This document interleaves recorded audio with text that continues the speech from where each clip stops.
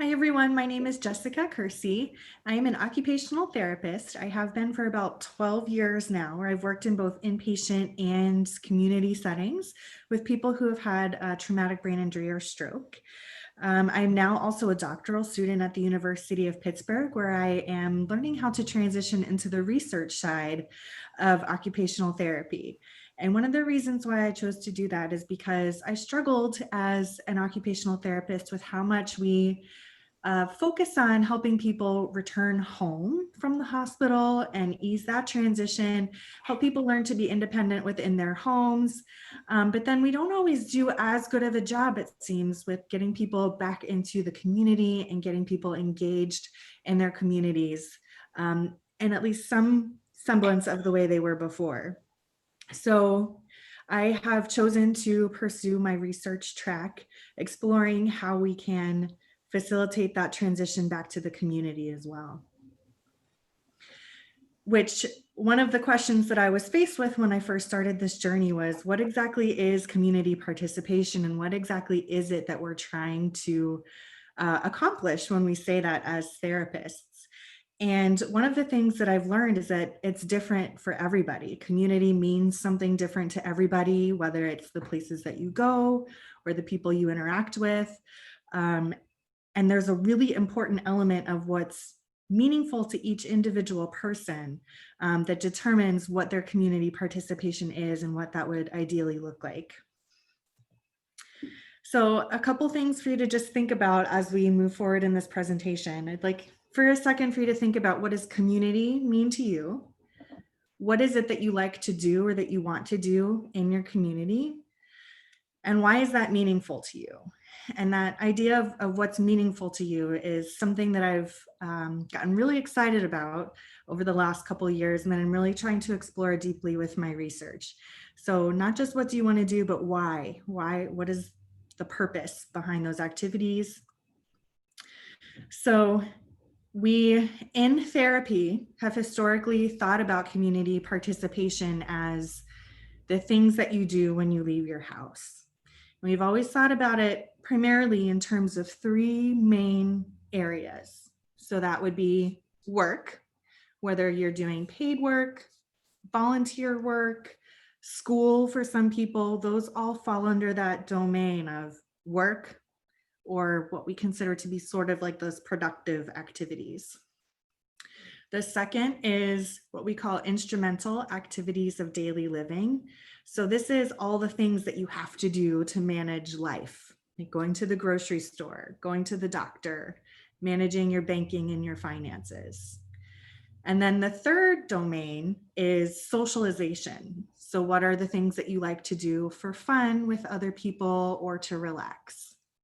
So we've always kind of thought about it in terms of those three main categories of activities. And those are the things that drive how we work with people in rehab. So one of the important things that we do as therapists is to do assessments so that we can figure out where we're starting and what we need to work on to help people achieve their goals. So we have some assessment tools that ask people about their community participation. But the ways that we ask about it are not always very useful. So the most common way that we ask about it is, how often do you do these types of activities? The problem there is, like I mentioned before, participation in the community is different for everybody. And sometimes people might only choose to go maybe out to dinner once a week, and that's when they choose to leave their house. Where other people may leave every day to go to work, drop their kids off at soccer practice, have coffee with a friend.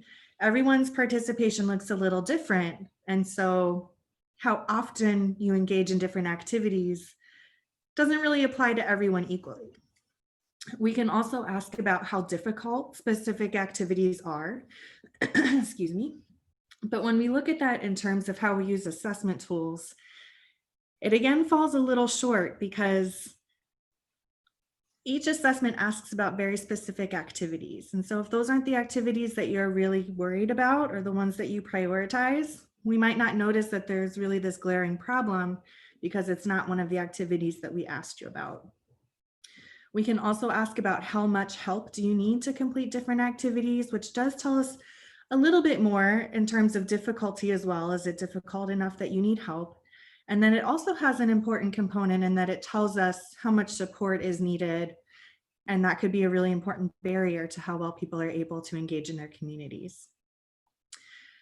But even among those three questions, it still doesn't really get at all of the important pieces of what community participation means. So with that in mind, there have been a few recent research studies that have interviewed people with a range of disabilities, particularly disabilities that often result in cognitive impairments. So most of these studies included people with traumatic brain injury, with stroke, and then some also with people with spinal cord injury. And basically these studies asked people, do our ideas of community participation align with your ideas of community participation? Or what does community participation mean to you? And we got some ideas, some feedback from them that it really wasn't at all the same, that their ideas of participation meant something very different and was not really focused on activities the way that we had been thinking about activities. So two of the big themes that came up frequently in several of these research studies were these ideas of respect and dignity, being treated like you're actually a member of society and not being treated differently based on your disability. So among those, there were several sub-themes that emerged across a few of these research studies. Meaningful engagement is one that maybe did overlap with our ideas a little bit about what community participation is. Are you able to engage in activities that are meaningful to you? And do you do it in a way that you want to do it? Also is this idea of personal responsibility. So are you able to do the things that you want to do for other people? And that could include things like being able to go to work every day to provide for your family. That could include caregiving roles for children or grandchildren. All these things that you want to take responsibility for. Similar to that is supporting others. Are you able to provide caregiving roles, provide emotional support, help other people with things that they need and in a way that's meaningful? And then there is this sense of inclusion or membership in society. Do you feel like you belong in society? Was a big thing that came across in a lot of these research studies.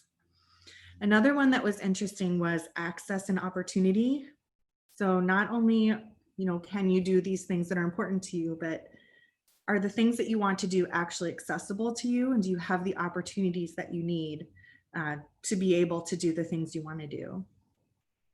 And then lastly, there was this sense of choice and control over the way that people participate in their life. So to what degree do you choose what activities you want to do, when you want to do them, who you're with when you do it? Having that sense of choice and control over your life. So those were some pretty eye-opening results that aren't very well represented in the way that we provide therapy services usually when we're considering community participation. And this idea of sense of belonging or inclusion is one that was explored specifically in one research study more in depth. And they identified a few important pieces to a sense of belonging. First is that you feel that you're able to contribute to your community. Next, that you feel that you're valued by your community. And lastly, that you feel that sense of choice and control that came up again. So those are three important ways that contribute to how much you feel a sense of belonging or inclusion in your community. So I'd like for you to think for a few minutes, reflect a little bit to see if that resonates with you. Do you feel like you contribute to your community? Do you feel like your community values you the way you are? And do you feel like you have a sense of choice and control over what you do and how you interact with your community? I would be very interested. I'll give you my email address at the end of this presentation, but I'd be really interested to know if this resonates with you or not.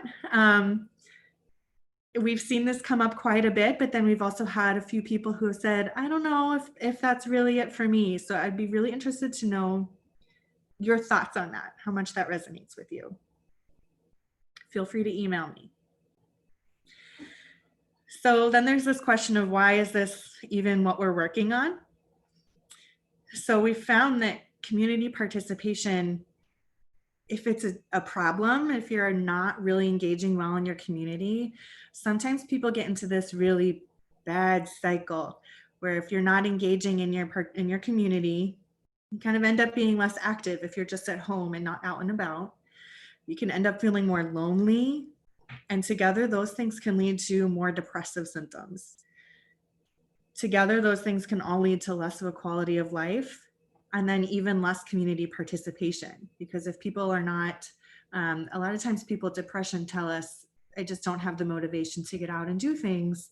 So then that feeds right back into that cycle of poor community participation, leads to more depressive symptoms, leads to even worse participation, which leads to even worse depressive symptoms, and it just gets worse and worse. So that's one of the reasons why we feel like this is a really important problem that does also have, some significant impacts on health. If you're not active, that can lead to higher rates of other health conditions, including stroke. If you've had a stroke, that can lead to a secondary stroke as well. So those are some of the things that we really want to try to prevent. But in particular, that quality of life piece will make a big difference. So based on learning all of that at the start of this program, I helped design and implement a research study to try to learn a little bit more about the problem and what we can do. So the idea was to try to understand more about what people think about community participation. What are some of the problems that they encounter that prevent community participation? Do people think that we're measuring it well with our current assessment tools? What exactly is it that people want to be doing better? And then what are some of the barriers that are preventing people from engaging more? So we enrolled 61 people who had had traumatic brain injury. And the first thing we did was ask them about their goals. What are the things that over the next 6 months to a year you would really like to achieve or be doing better? And these were their results. So we classified their goals into some different categories and then calculated how many people selected those different types of goals. So at the top, the darkest section there is self-care. And when we say self-care, we're typically thinking in terms of being able to take care of your basic needs, like getting dressed, going to the bathroom, brushing your hair, brushing your teeth, getting ready for the day, getting around your house. Mobility is that tiny little sliver. That's another thing that we tend to focus a lot on in rehab, which is just anything from getting stronger to improve your movement to actually being able to get up out of a chair and go somewhere else within your home. So those are two of the things that we really focus heavily on in rehab settings. But you'll notice that those are two small slivers in terms of the whole pie. So we're really spending a lot of our time addressing things that are not people's primary goals. What we saw as the biggest chunks of goals that people set were in terms of work. So people either wanted to find a job if they were unemployed, or transition from part-time work to full-time work, or volunteer work to paid work, or find a higher paying job. We saw a lot of people select goals related to active recreation, which we think fits in really well with community participation, getting out and doing things outdoors that are active, and socialization, which again seems to align pretty closely with how we think about community participation. So that was exciting to see that people were selecting a lot of goals related to community participation, which made us think, we're on the right track with at least thinking about something that's important to people. But are we really addressing it well in therapy if, the things that we're really working on fill only a small slice of what people's goals are? We next asked about barriers. What are some of the things that you think get in the way of being able to participate more in your community? So what we learned was that depression was a big factor. Depressive symptoms were a big factor, which was unsurprising considering what we've read from previous studies, that a lot of times people just can't get the motivation to try to take on difficult community activities. We found that accessibility was a really big factor. And usually when we're thinking about accessibility, we're thinking about physical accessibility of spaces. So for instance, in the picture, the woman is in a wheelchair and is facing a big flight of stairs.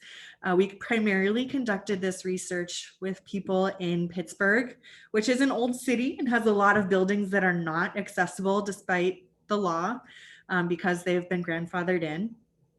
So that is a factor. But what we learned is that it's a lot more than just physical accessibility too. A lot of times people have told us, you know, I'm trying to go to the mall. It's a big building. I can't find the directory. I can't read the directory. There are too many people and too many loud noises and bright lights. So even from a navigation perspective, or all of the sensory stimuli that are in a building, big building or a crowded place, make places unaccessible, even, you know, if you don't need a wheelchair or if the physical space is not so much of an issue to get into. We also found that things like transportation were an accessibility barrier. People didn't always have a ride, or if they did, they were kind of stuck waiting on someone else's schedule versus doing things on their own time. And then also we heard a lot about information accessibility. Having the resources and the information presented to them in a way that was easy to understand was also a problem that people felt like influenced their ability to participate in meaningful activities. Lastly, we learned that social support was a really big factor. We looked at some of our people who had really good community participation or felt that they had really good community participation. And by and large, those people had very good social support. And we also looked at our people who did not have really good community participation, and by and large, they did not have good social support. So that seems to be a really important factor as well, which makes sense considering some of those barriers to accessibility. You know, if someone's able to drive you when you're ready, that will help. If someone's able to help you navigate a busy space that otherwise would be hard to navigate, that could help find solutions to physical barriers to the space. So it makes sense that social support is important, but unfortunately that's something that a lot of people don't have. So what does all of this mean for us? One of the biggest things that we took away from this is that we can't just work on movement and thinking. And those tend to be two of the most important things that we focus on in rehab following brain injury and stroke in particular. There are two of those things that people are really surprised by. I'm not moving as well. I'm not thinking as well. I'm really struggling with my memory and my concentration. And those things are important and things that we can and should work on in therapy. But there's a much bigger picture that we also need to be paying attention to in terms of trying to get people back to their important daily activities. So that told us that we really need to think about other barriers as well and try to help our clients figure out strategies for managing some of those other barriers. There was a team of researchers at Washington University in St. Louis who came up with this idea of factors that are inside me versus outside me. And I felt like this was really relevant to our discussion of community participation, because some of those factors that people told us about that were barriers weren't necessarily things that were the inside me factors that we usually address in rehab. So for example, inside me factors are anything that occurs inside of your body and the way that your body works. So things like your movement, your weakness, coordination. If you're having pain, that influences what you can do. Changes in vision, things like fatigue or a loss of endurance, and then certainly difficulties with memory, communication, and concentration. These would all be considered inside me factors. And these are things that we spend the vast majority of our time in rehabilitation addressing. And again, they're important, but they're only part of the picture. And the other part of the picture are the outside me factors. And these are the factors that don't have anything to do with what's going on within your body. So these could be economic factors. If you have financial resources or not, that could make a big difference.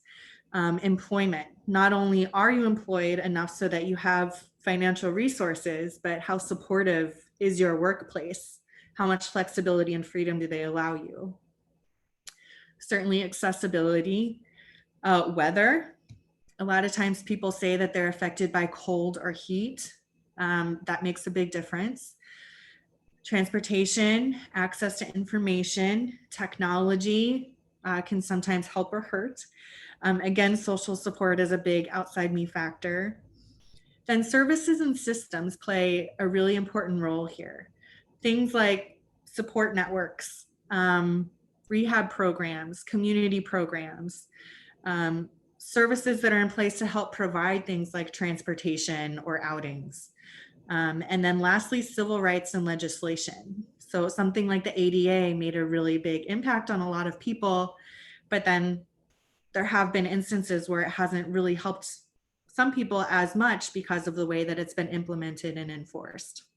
So the way that those things all play out within your environment and your community can have just as much of an impact on your community participation as those inside me factors. So I liked this example. I know a little hard to sometimes understand the first time you hear it. I can give you one example of a woman who had a stroke who I was working with recently. She lives at the top of a big hill, and there's a farmer's market at the bottom of the hill, and she always loved to go to the farmer's market and wanted to try to go. And she had a plan for how she was going to manage all these, the hill, walking down the hill, and where she was going to sit to take a rest. And she had her plan in place for how to manage at the farmer's market, but just couldn't quite get back up the hill. And she would talk about how I'm so frustrated. I just don't have the strength for it. I just can't walk well enough to make it back up the hill, focusing on all those inside me factors. And then one day she said it a little differently, where she said, if the dang hill wasn't so steep, I'd be able to make it up. And that was the first time that I heard her talk about anything in terms of the outside me factors, where sure, you're struggling a little bit with your walking, but you're able to make it down and you're able to make it around at the farmer's market while you're there. So really the difference then is the outside me factor of the steepness of the hill.